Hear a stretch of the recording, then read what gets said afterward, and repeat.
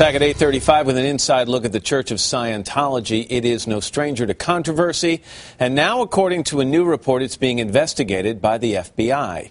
NBC's Kerry Sanders is in Miami with details on that. Kerry, good morning to you. Well, good morning, Matt. There is always intense public fascination with the Church of Scientology, and now there is an open investigation by the FBI, according to the New Yorker magazine.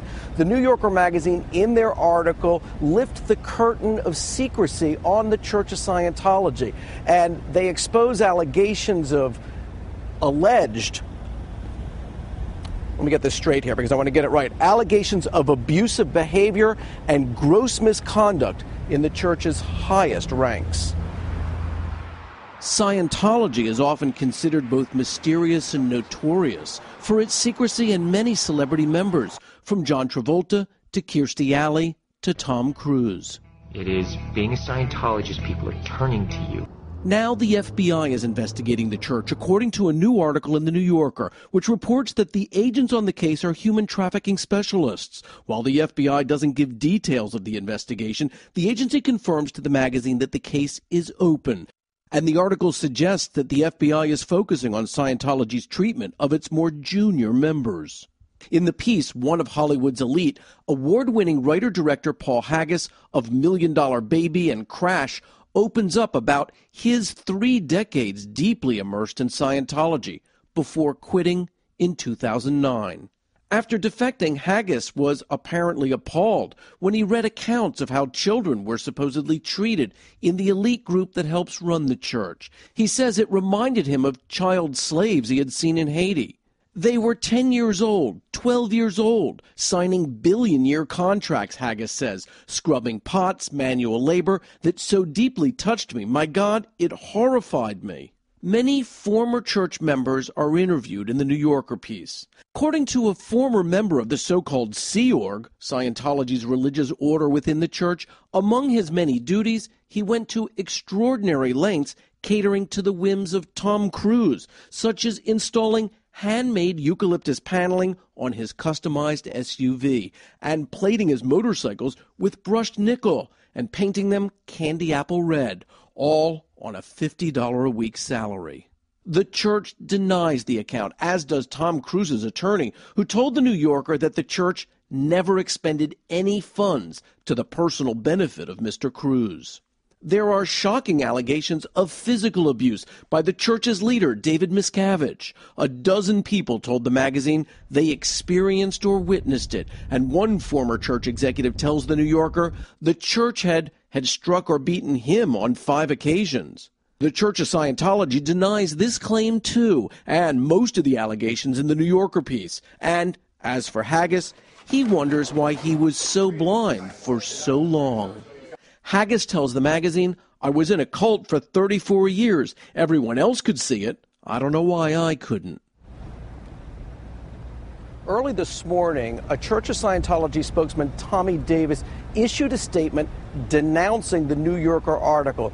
In part, Tommy Davis says it's unfortunate that the New Yorker chose to introduce its readers to Scientology through the eyes of an apostate, someone religious scholars unanimously denounce as unreliable. The article is little more than a regurgitation of old allegations that have long been disproved. Matt, the church tells NBC News it knows nothing about an FBI investigation.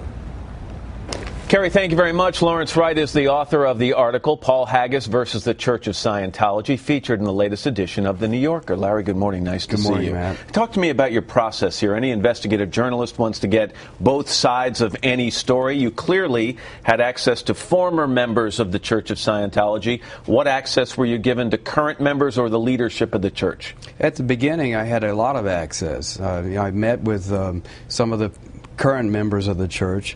I was supposed to have met with Tommy Davis, who's the chief spokesperson, at the very beginning of this process. He promised to take me through Scientology, and I went out to Los Angeles to do that with him and spent a couple of days waiting in a hotel room, and then finally he came and said he'd decided not to talk to me. When you spoke to these former members of the church, did they share a common story? Did they have shared negative experiences with the church, or were their stories very different? The people inside the churches, their stories were very much the same. They had gotten a lot out of this religion, and they felt a lot of adherence to it. The people who had left also had kind of a common story. First of all, they hadn't gotten what they had expected from Scientology. What did they expect? Promised. Well, Scientology promises to take you to a higher level, a spiritual level, and also a higher intellectual level, be able to control your career, to have enhanced powers, to not get sick, for instance, and things like that. And people began to realize that those things weren't really materializing in their lives. One of the things that comes out in the article is this reported investigation of the church by the FBI, and the church sent us a fairly lengthy statement overnight, and one of the things they address is that FBI investigation or reported investigation. Bear with me.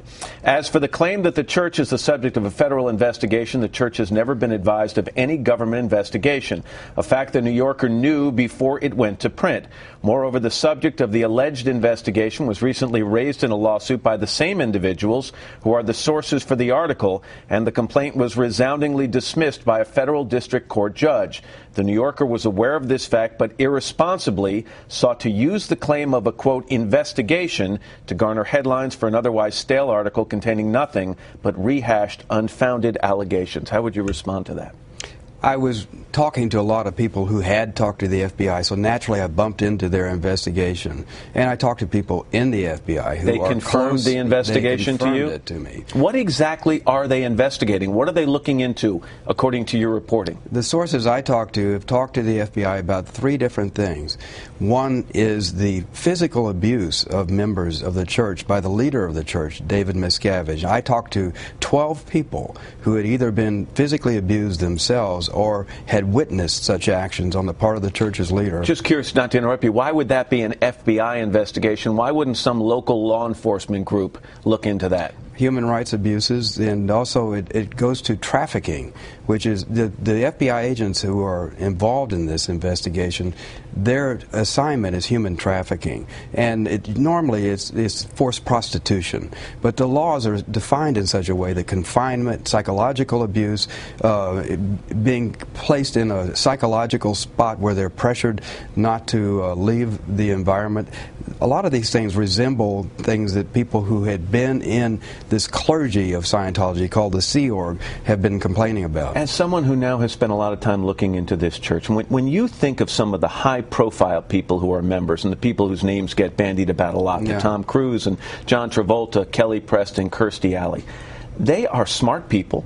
They seem to be very happy with their lives. And you know, why would they still be a part of this if it is the church that is doing all these things wrong, as so many pieces like this seem to portray it? That's exactly why I got into this story. When Paul Haggis, who's the subject of this profile, dropped out, the question that naturally occurred, why would somebody so intelligent and creative and successful have been in the church in the first place? What did it give to him? And really, at some level, it was very rewarding to him.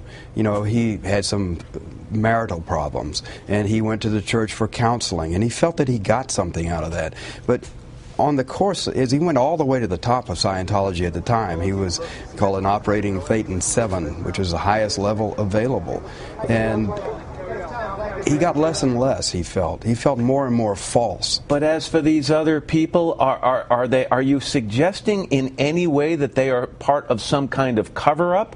Or have they simply lived an experience within the church where it remains rewarding for them? I think it is rewarding for them, but there are two levels to the church. One is the public, which is the way that Paul Haggis lived in the church. And the other is their kind of clergy, which is called the Sea Org. And it's kind of a monastic order, and these people commit for a billion years because they feel like it's an eternal service. And they get paid as little as $50 a week, and they're subject to rather extraordinary confinement. I mean, there are these kind of re-education camps where some of them are sentenced for more than a decade. And if they try to escape, they're dragged back into it. And let me just end by saying that in that statement from the church, they say that anyone who wants to know the true story of Scientology should find out for themselves by coming to a church of Scientology whose doors are always open, or going to the church's website. Larry, thank you for coming and talking about your article. I appreciate it. It's a pleasure, Matt. Thank you.